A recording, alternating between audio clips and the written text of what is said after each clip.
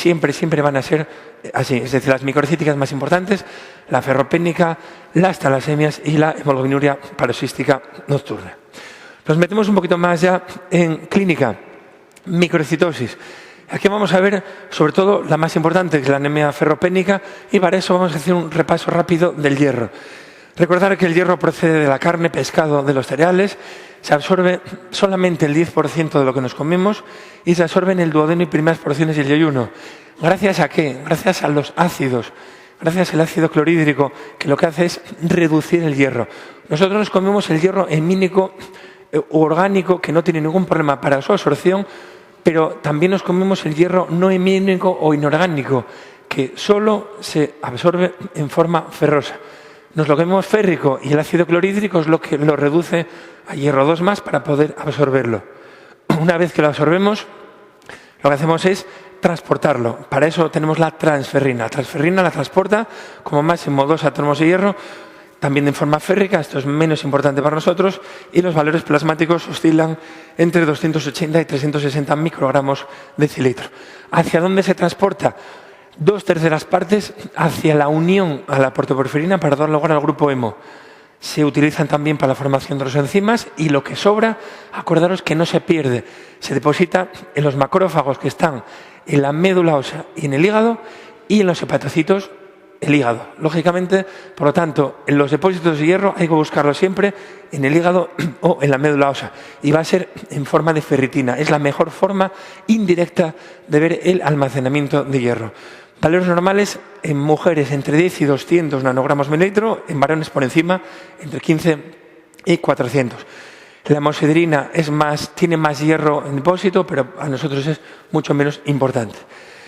De forma indirecta podemos evaluar el hierro con valores de sideremia, transferrina, ferritina, pero si tenemos duda y tenemos que recurrir a algo agresivo, pero ya definitivo, recordar que teníamos 2 pruebas, biopsia hepática o biopsia de médula ósea. No son indiferentes, no son indistintos uno y otro. La biopsia hepática se prefiere cuando se sospecha una sobrecarga de hierro. Por tanto, para nosotros no nos va a servir casi que nunca. Para nosotros es muy útil el estudio histológico, la biopsia de médula ósea, para sospecha de déficit de hierro. Por lo tanto, es la prueba definitiva cuando sospechamos la anemia más frecuente, que es la anemia ferropénica. Por tanto, es una cosa muy importante que han preguntado 3 veces. Pero eso ya digo que es lo definitivo. Antes podemos mirar la sideremia, valores normales entre 50 y 150 microgramos de decilitro. Acordaros de la transferrina, que acabamos de decir todo, salvo lo más importante. Lo más importante de la transferrina es que se comporta siempre de forma inversa a la ferritina. Recordad, si uno sube, la otra baja. No pueden estar las 2 altas o las 2 bajas, eso es imposible.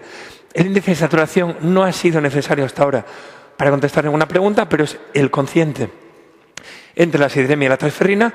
Y la PEL es muy importante, esa protoporfirina, porque es una forma indirecta de saber si hay poco de hierro. ¿Cómo? Porque como la protoporfirina se tiene que unir al hierro, una forma de saber que hay poco hierro es ver que la protoporfirina aumenta. Si la PEL está elevada, significa que el hierro es bajo. Tanto sería otra forma indirecta. Y ponemos, por supuesto, la ferritina sérica, que ya hablamos de ella hace un minuto. La anemia más importante es la anemia más importante por frecuencia, me refiero, es la anemia ferropénica. Es la más frecuente en todo el mundo. Y recordar que cuando hablamos de anemia ferropénica, lo primero, lo que tenéis que tener claro es que al hablar de anemia, estamos hablando de última fase de un estado de ferropenia. Primero hay ferropenia, pero el paciente no tiene clínica. Si mantenemos esa ferropenia durante tiempo, el paciente acaba teniendo una anemia, un descenso de hemoglobina, una anemia microcítica con descenso del volumen corpuscular medio. Causas muchísimas, las más frecuentes, la pérdida de hierro. Puede ser aumento de necesidades, aumento de disminución del aporte, problema de absorción por falta de ácido clorhídrico, pero lo más importante, el aumento de las pérdidas. Insisto en esto, porque es muy importante. Ante un estado de ferropenia, tiramos de los depósitos. Lo primero que disminuye es el depósito, la ferritina. Pero el paciente es asintomático. Solamente en estados finales aparece la anemia. Es decir, hay un largo camino entre la ferropenia y la anemia ferropénica. Lo primero que se nota, lo primero que desaparece es el depósito, baja la ferritina, lo último que aparece es la clínica.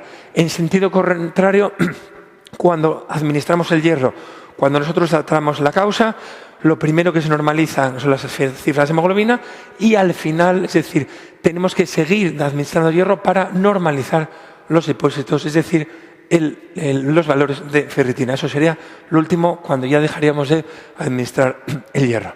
La clínica es la clínica normal de anemia, cansancio, palpitaciones. Específicamente esas uñas en cuchara que no son patognomónicas, alteraciones epiteliales como escleróticas azules, esa membrana de Patterson-Kelly o membrana postcricoidea, colositis atrófica, síndrome de piernas inquietas y, bueno, lo que ya sabéis, baja la ferritina lo primero. Si baja la ferritina, aumenta la transferrina, aumenta la protoporfirina, baja la sideremia va a estar muy baja porque no tenemos hierro. Y aquí me paro y no grito porque no puedo, pero ojo a esto, porque es lo que ha caído en el último examen. Dos detalles que nunca habían preguntado: el aumento muy importante de las plaquetas ante un estado de ferropenia y el aumento de esa curva de distribución eritritariana del ADE. No era necesario, no era imprescindible saberlo para contestar la pregunta, pero como es la primera vez que lo ponen, cuidado porque puede volver a caeros. Es decir, una anemia microcítica con un aumento del ADE es una anemia ferropénica. Una anemia donde hay aumento de plaquetas puede ser una ferropenia. La ferropenia es una de las causas de aumento de plaquetas, ¿vale?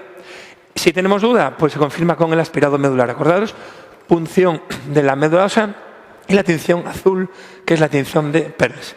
El tratamiento, buscar la causa y aparte de eso dar hierro. Mejor vía oral en sales ferrosas, mejor fuera de las comidas a una dosis entre 100 y 200 miligramos al día.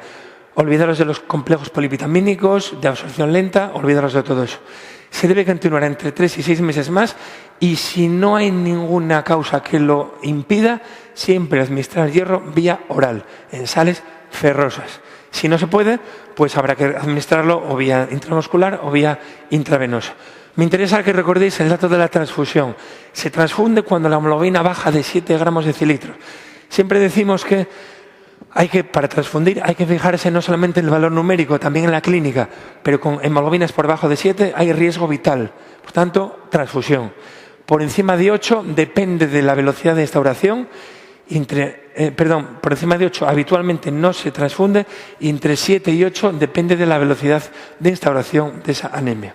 Y bueno, profilaxis en situaciones donde puedan necesitar un aumento, embarazo, lactancia, crecimiento, adolescencia o problemas gástricos por ese déficit del ácido clorhídrico que es fundamental para reducir el hierro y que pueda ser absorbido.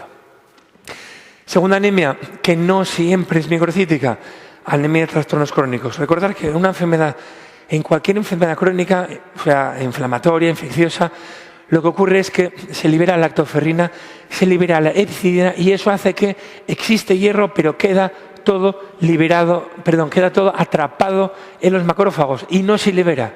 Tenemos hierro, pero atrapado. Por tanto, aumenta mucho la ferritina y todo el hierro está ahí en los depósitos. El resto es como si no tuviéramos hierro. Por tanto, ojo con esto porque nos han aburrido con estas preguntas. Les encanta intentar confundirnos la anemia ferropénica con la anemia de trastornos crónicos. El inicio es el mismo, sideremia baja en las dos, pero la ferritina está alta en esta y muy baja, lógicamente, en la anemia ferropénica. Con eso tenéis contestada la pregunta. Sideremia baja en las dos, pero la ferritina es la que marca la diferencia. Muy alta aquí porque están los depósitos llenos y muy baja en la anemia ferropénica, que es porque es lo primero que desaparece. Hay hierro, pero todo, insisto, en la médula ósea, en los macrófagos, no lo cede a los sideroblastos. Tratamiento, el de la causa. No es dar hierro, porque no hacemos nada con eso, hay que buscar la causa de esa enfermedad crónica. La tercera, tampoco siempre es microcítica, pero suele serlo, la anemia sideroblástica. Totalmente diferente. Aquí es un problema de la síntesis del grupo hemo, pero la culpa no la tiene el hierro. Es un problema a la hora de sintetizar la protoporfirina.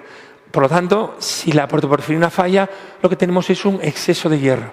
Se parece al anterior porque hay mucho hierro, pero la diferencia con la anterior es aquí el hierro está en todos los sitios. Primero en los depósitos y luego fuera de los depósitos. A diferencia de la anemia de trastornos crónicos. Por lo tanto, en esta, por supuesto que la ferritina está muy elevada, pero la sideremia estará muy elevada, a diferencia de la anterior, que está muy baja. Y aquí un problema muy importante es recordar el problema básico de la enfermedad, que como sobra hierro se deposita en cualquier sitio y eso da lugar a una hemosiderosis secundaria que hay que no olvidar, hay que tratar. Muchas veces da lugar, es la causa de muerte de los pacientes, la sobrecarga de férrica en distintos órganos. Esas anemias sideroblásticas no suelen aparecer aisladas, pueden aparecer de forma congénita con nombres propios que los obviamos y de forma adquirida mucho más frecuente secundarias a la intoxicación por plomo, alcoholismo y fármacos como la isoniazida y el cloranfenicol. El plomo, ya lo habéis visto en varios sitios, es el ribete de Barton, la neuropatía del radial, crisis de abdomen agudo y también la anemia sideroblástica. En el tratamiento, sobre todo en las adquiridas, buscar la causa y también se puede administrar la vitamina B6, la peridoxina, porque más o menos responde una tercera parte de los pacientes. Pero aparte de todo esto, insisto, cuando os pongo una pregunta de hematología, muchas veces buscar el inicio del problema. ¿El problema cuál es? Falla la formación de la protoporfirina, sobra hierro, por lo tanto, problemas de hemosiderosis, sangrías y quelantes del hierro, desferroxamina. Aparte de que encontréis o no la causa